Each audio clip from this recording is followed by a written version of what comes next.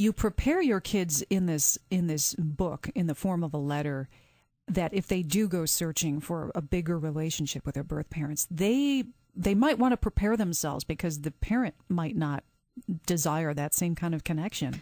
Yes. And that's, I know several adoptees who have searched for their birth parents once they were adults, and it's really been difficult because if you grow up with no contact at all with your birth parents and very little information about them, it's easy to fantasize and build them up into your mind to these perfect people who are just sitting around waiting for you to find them, and finally start living fully again.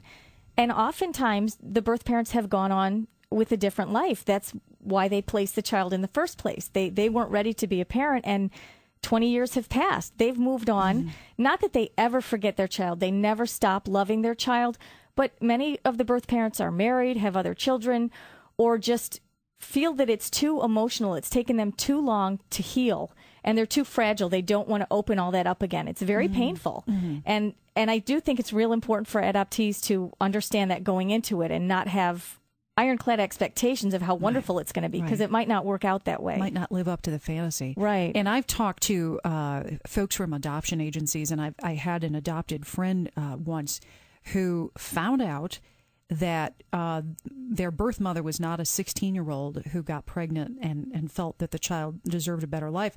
It was sometimes a married person who couldn't afford to have another mouth to feed. So then they meet the birth parents and find out they have full siblings, and then talk about feeling like, oh my gosh, I was the one that they didn't want. I mean, you could just walk into any kind of scenario there. You're absolutely right, and that's why I do think adoptive families are different, because you're absolutely right. That happens quite often, and the child, now an adult, is left feeling like, I really was unchosen. This wasn't, like you said, a 16-year-old girl who wasn't ready to be a mom. Was there something about me? And even if there wasn't something about me, why couldn't you just make enough money to feed one more mouth? Mm-hmm. I'm your kid. So, yeah. So you talk to other adoptive parents about your experience quite a bit. Tell me about the groups that you're involved with around this. Oh, gosh, there's so many informal groups, and also through Friends in Adoption in Vermont. They do post-adoption follow-up groups. I've gotten involved with ARNI, ARNI, which is a local group from Hillside, Adoption Resource Network. And a lot of just grassroots networking with people all over the country, adoptive families. And you have fundraisers occasionally, too, you were telling me. Yes, actually, there's one this weekend for Parenthood for Me, which is a local nonprofit. I'm going to be delivering the keynote address at that. And it's a fundraiser for people to be able to award grants to people who are hoping to adopt and trying to raise enough money. When I think about how the idea and the practice of adoption has evolved since, I think you and I are about the same age, since we were kids, it's really seemed to become altogether more of an open process. And maybe, I don't know if it's more common than it used to be, or if we just hear about it in the media more than we used to. I think the openness is more common. And so I think people are just hearing about it more, which is altogether healthy. The way adoptions used to happen were so painful for everyone. Birth mothers, children would be taken literally from their arms sometimes in the hospital, and they have no idea where their child went, who's raising them, and the children are growing up with absolutely no information about where they came from. So the trend towards openness, I think, really benefits everybody. Mm-hmm. You know, it's interesting because I talk to folks sometimes who have had biological children, and I sometimes hear, and I only hear this from men who say, don't think that I would have the same feelings toward an adopted child that I would towards my biological child. As a woman, I think, oh my goodness, that wouldn't matter to me. Never having experienced either, I couldn't imagine it would make a difference to me. But this isn't always for everyone, as you pointed out. This is such a personal choice to make. Right, it really is. And it's funny that men make that comment more often than women. And so I usually say to them, well, do you love your wife? Yeah. You're not biologically related to your wife, I hope, and you've managed to love her anyway. But yeah, it is more common with men. But absolutely, adoption is not for everyone. And I think people who are not comfortable with it are not ready to move forward and maybe should explore some other options. Uh-huh. So what are your children very inquisitive about their adoptive parents at this point? Are they still too young for that? Well, our daughter is becoming more and more curious about it. She relates her birth story very well. She loves to tell how she grew in someone else's tummy, and then when she was born, her birth mother called us and said, "Your baby's ready," and we drove to Syracuse and got her from the hospital. And she loves her story, but she is starting to ask more about her birth parents. Yeah, because children do love to hear about, tell me about when I was little. Right.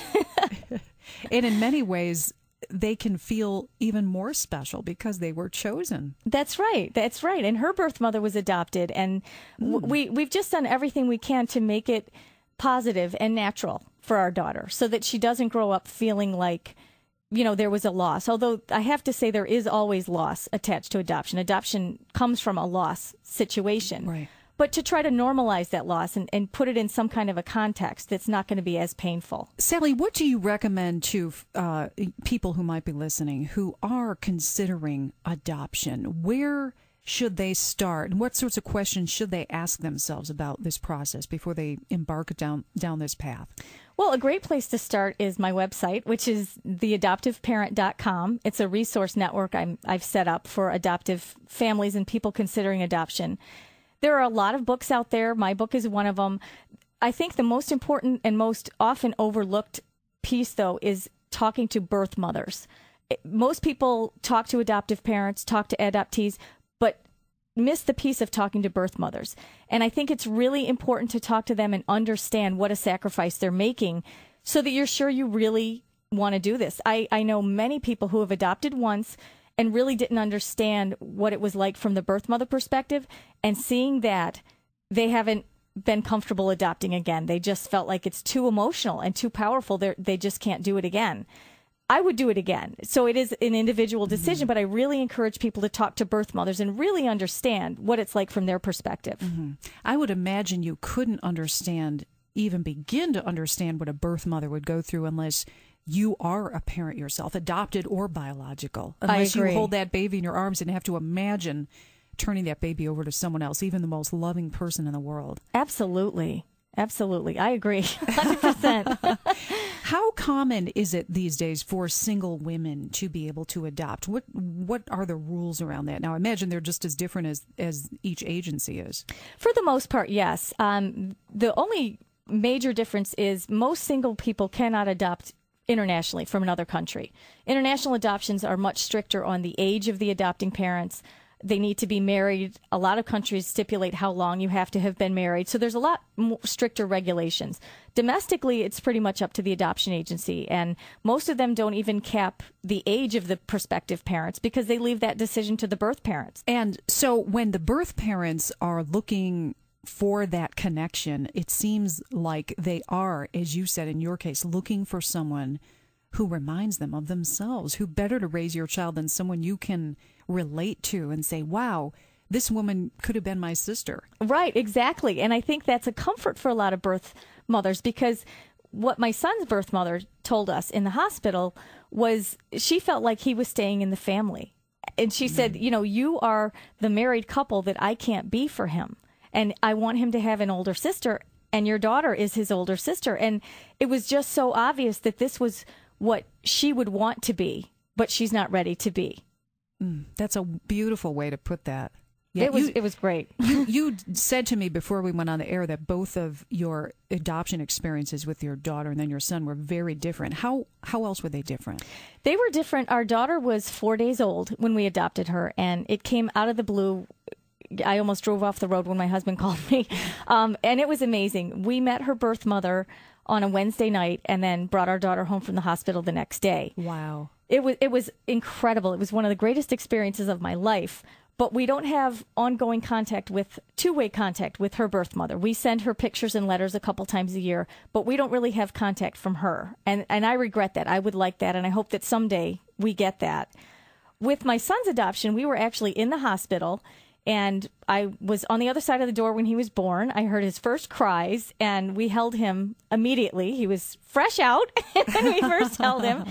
And we got to spend several days at the hospital with his birth mother and her parents, and really got to know them and spend more time with them. And it was amazing. I feel like they're part of our family and we're part of theirs. Oh, that's a wonderful, wonderful story to be able to share with him, with both of your kids. Yes. In New York State, what is the period of the time before that adoption is finalized? Because I know adoptive parents it's a very stressful time to go through. It is, and there are several different timelines within the overall finalization. In New York State, there's a 30-day window during which the birth mother can simply call the agency and say, I've changed my mind, this is just not going to work for me, and the child would be returned to her, which I think is appropriate. I've never gone through a pregnancy, but from what I hear, you're very hormonal and emotional, and I think women need at least that much time to consider if they really believe that they made the right decision. After the 30 days, that's pretty much a closed book. But the birth father, oddly enough, has 6 months to come forward and contest the adoption. But he's not able to just say, I want the child to raise. He would have to prove that he would be a better parent than the adoptive parent situation, which is pretty difficult to do after all the screening has been done. A court finalization of adoption usually takes about 9 months because the parents go through home studies and fingerprinting and child abuse clearances and a lot of legal stuff until it's court finalized. So it's generally about 9 months till the paperwork is done. Mm-hmm. So where can folks get a copy of this wonderful book that you wrote? Thank you for saying wonderful. I appreciate that. It's available on all the online booksellers, Amazon, Barnes & Noble, Borders, Tapestry Books, and also on my website. And it will be in Borders and Barnes & Noble, hopefully sometime this year in the brick and mortar stores. All right. Well, it is called What I Want My Adopted Child to Know, an Adoptive Parent's Perspective, and a beautiful little girl on the cover, your little girl. Thank you. And tell us your website again, Sally, for people who are just looking for that clearinghouse of information as they start out, and that can direct them to some of the other places you're talking about, obviously. Right. It's www.theadoptiveparent.com. All right. And mention the fundraiser one more time. You say that's happening this weekend. Right. The fundraiser is Parenthood for Me, and you can still buy tickets. There are a few available at parenthoodforme.org. Sally Bacchetta, and again, the book, What I Want My Adopted Child to Know, an Adoptive Parent's Perspective. We thank you so much for coming on the show. Good luck with your wonderful family and your two beautiful children, Sally. Thank you so much, Beth. And if you have any questions about this show in particular or this show in general, you can email me, BethAdams@clearchannel.com, and we'll look back here for you next week at this same time on the station. Have a wonderful week, everybody.